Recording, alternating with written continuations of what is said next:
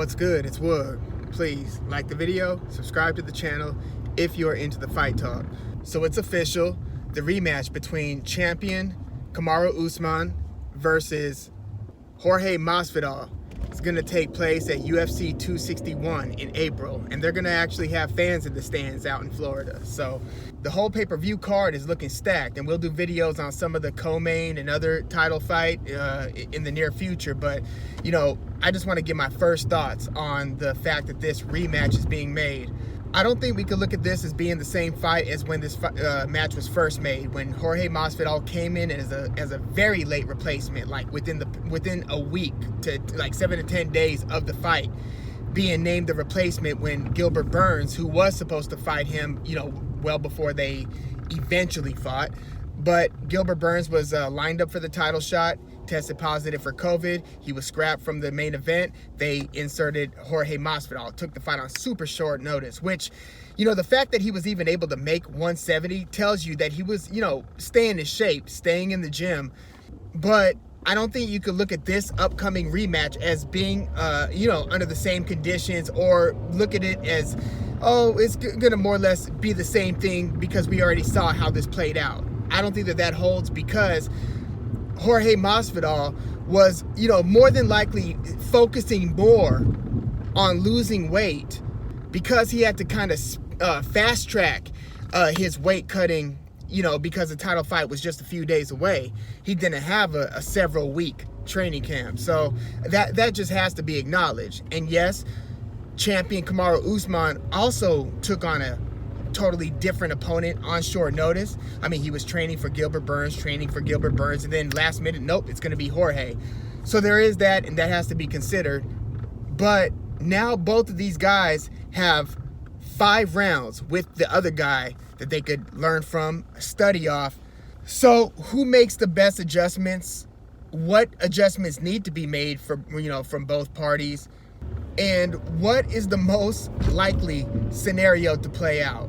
Now, I think Kamaru Usman has been improving tremendously in his stand-up. We saw him go like 4 even rounds with Colby Covington before stopping him early in the 5th. Then we saw his short notice fight with Jorge, where Jorge would get off to like these hot starts, and then Kamaru Usman will kind of hold Jorge, you know, push him up against the cage and just do, you know, some real clock sucking, grinded out wrestling work in the clinch and so forth with Jorge. And later on in the rounds was able to survive better with Jorge because, you know, I feel like Jorge was dangerous in like the first minute to 2 minutes of every round. So whether it's the first, 4th, 5th, first minute and a half, 2 minutes, you better be ready for, you know, to take some serious incoming fire from Jorge. Now you get to minute 3, minute 4, minute 5. I just saw a fatigued fighter in there who was basically trying to navigate the wrestling waters and trying to, you know, best conduct himself versus Usman, who can play that game all night. I mean, he dominated Tyron Woodley in these wrestling positions, and then finding, you know, one of your extremities, either your arm or maybe like a foot to do foot stomps, or a one free arm to do some pounding out of the clinch. Usman does all kinds of things to win rounds. He's a tremendous round winner. Certain fighters are great at that. I mean, make no mistake, he can stop you, but, you know, a lot of fighters can, you know, hit you with something to stop you, right? You know, because they could be losing on the scorecards and then come with the home run, all right? So fighters can stop opponents, but to truly capture a division and to hold it down, you have to be an elite round winner, where even the slow rounds, as boxing analysts online, Richard Dwyer likes to call them, the one where nobody's, you know, taking any serious damage, the round could play itself out in a multitude of ways. In the stand-up, you know, half positions, somebody in the guard, a lot of scrambles, all kinds of things can happen. And I feel like it's the fighter who's able to navigate the majority of those possibilities and ride that strategy to win the round. And I feel like Usman has kind of unlocked, you know, those abilities in several different realms of the fight game. And I think he still has more of those tools and can better utilize them than Jorge Masvidal, who is, in my opinion, one of the most gifted kickboxers in the UFC in any division. Like, look at his track record. He kind of came up, he had one, professional boxing fight several years ago. So he is on your upper tier of gifted kickboxer, mixing some Muay Thai, basically people who could really F you up in the stand-up. Jorge's got that.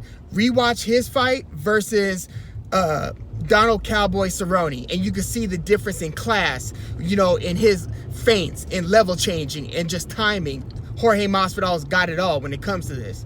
He was winning convincingly versus Nate Diaz by the time they had stopped that fight due to the cut in the third round, or after the third round. He basically fought an even, or pretty even, round to 2 rounds versus Darren Till, who's another upper echelon in the stand-up, and Masvidal ends up knocking Darren Till out, I believe, in the third, after getting dropped himself late in the first. But Masvidal, less than 4 years ago, lost to Damian Maia, somebody who can really, quickly submit you or win in a lot of these half wrestling, half clinch, all those multitudes of positions.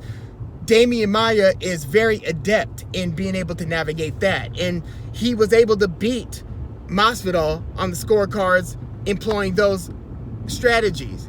Now, the only guy to recently beat Masvidal using primarily the stand-up was Stephen Wonderboy Thompson, who's just an elusive, blade stance, karate style, Machida-like, back up, explode on your terms, get out of harm's way. Very elusive, difficult style to deal with. So Wonderboy won on the cards versus Masvidal. Masvidal wasn't stopped. So I would still favor Masvidal if it was just solely a stand-up affair versus Usman. Although, again, Usman is developing super rapidly, and his new partnership with super trainer Trevor Whitman has already, just yielded tremendous returns. But his best chance I believe, at winning against a fully prepared Jorge Masvidal is to mix up the different realms, and don't let your pride or ego get you caught up in a, hey, I'm gonna prove something, I'm gonna prove that I could beat you at your game type of kickboxing affair. Although that would be must-see TV. That would be very, very dramatic if they get involved in basically the same type of fight that Usman had against Colby Covington. Wouldn't that be something? But I think that he's going to be wiser than that and mix in his Swiss Army knife multitude of skills to probably win via decision. Now, if he stops Jorge Masvidal, that would be something else. That would be another level of greatness that he's achieved, because nobody stops Jorge Masvidal. You'd have to go way, way back to find that. But Masvidal, who I believe is like 37 years old now, he's got to be in the twilight of his career, just like any late 30s is, especially if you're not a heavyweight. Heavyweight's, a little bit of the exception. But Masvidal's on very borrowed time. He might still be 36, but, 36, 37, you're getting up there. So this is likely his last major hurrah for a title. This is pretty much it. And he's got everything and accomplished everything throughout his career except for winning a UFC title. He only recently attained fame and stardom, with his, started with his knockout of Darren Till, then with his super flying knee in the opening seconds of his showdown versus Ben Askren, and then the famed BMF title fight versus Nate Diaz. So he was just on this rocket ship, right? So, and we gave him a mulligan. We gave him a pass on the loss versus Usman because he truly took it on short notice. So it's going to be very interesting to see a fully prepared, yet 37-ish year old Jorge Masvidal fighting for the title versus Kamaru Usman, who now has 3 title defenses under his belt. So yeah, I'm very excited about this showdown. But one last thing before we wrap up. the rest of the 170-pound division, the welterweights, really need to get their shit together, right? Like, I see a situation with Kamaru Usman developing in boxing with Canelo Alvarez. And the difference here is that Canelo Alvarez is truly the money fighter. He's not only the guy with the belts, or at least 2 of the 4 belts, right? In the case of Canelo, he wants to fight the next 2 guys holding those other 2 titles, but he's clearly like the central nervous system of the division. But he is like a money fighter who everybody sees as being a super huge opportunity payday, because they're gonna make so much more fighting Canelo than fighting anybody else. Whereas Usman is the title holder, he's the champion, but the money incentive isn't there in the same way. Like, they're not going to be making a ton more versus Usman than they would. I mean, they would rather fight Nate Diaz in some cases. Conor McGregor before he just lost to Poirier.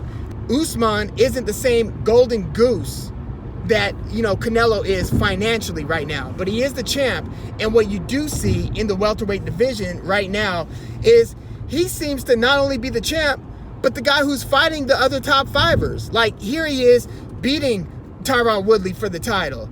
And before that it was like RDA and Damian Maia that he was beating. But since winning the title versus Woodley, he's beaten Colby Covington. He's fought and beaten Jorge Masvidal on short notice, but fought and beat Jorge Masvidal. And then he beat, fully prepared Gilbert Burns, who was surging before that fight. So you've got a guy in Kamaru Usman who is fighting the other top fivers as the champ, whereas the other top 7 guys are just sitting and waiting and saying, not yet, wait for crowds, they're not paying me enough, this guy's not worth my time. Like, nobody wants to fight like Leon Edwards, because although he's very good, he's not a star. He's not a huge name, so everybody, even if he's outranking them in the division, are looking at him like, I'm not going to fight that guy. But then Leon Edwards is acting like he's too good to fight Wonderboy Thompson, when Wonderboy Thompson is a 2-time title contender who's beaten, some top guys, including Jorge Masvidal. Wonderboy is outside of the top 5, but at least that was a guy who was fighting all the guys. But Colby Covington hasn't fought Leon Edwards, hasn't fought Masvidal, hasn't fought Gilbert Burns. Masvidal, did fight Darren Till. To his credit, he fought Darren Till, who was a top-ish guy, contender at the time. He fought for the title, so fighting Darren Till was no joke. So Masvidal did fight him, but he hasn't fought Tyron Woodley, Colby Covington, Gilbert Burns, Leon Edwards. Well, he did when he caught him backstage and, hit him with the, the 2-3 piece, whatever it was, backstage, when he put hands on him. Pop, pop, pop. After Masvidal's knockout over Darren Till. Same day. It was backstage after that event. But bottom line is, the rest of the division should be a little ashamed of themselves, watching the champion also just knock off this contender, this elite guy, that elite guy, while they're all just standing around just waiting their turn, basically, for something big, or for a Nate Diaz to say, okay, I'll fight you. So it's without a doubt a talent-rich division, 170 is, but in terms of the willingness to fight each other, I'm just not seeing it right now. But yeah, let me know what you think of this upcoming Usman versus Masvidal 2, and what you think about the 261 card, and what you think about my little critique on the other contenders in the welterweight division, because I get that, a lot of the fighters, most of the fighters, if not all the fighters, aren't getting paid what they should be getting paid in MMA and in the UFC. But if guys aren't going to fight each other, at least acknowledge that Usman is not only the man right now in that division, but he's only widening the gap between himself and the competition. Now, every dog has his day, and he's only going to be holding the title for so long. At some point, Canelo is going to get beat as well.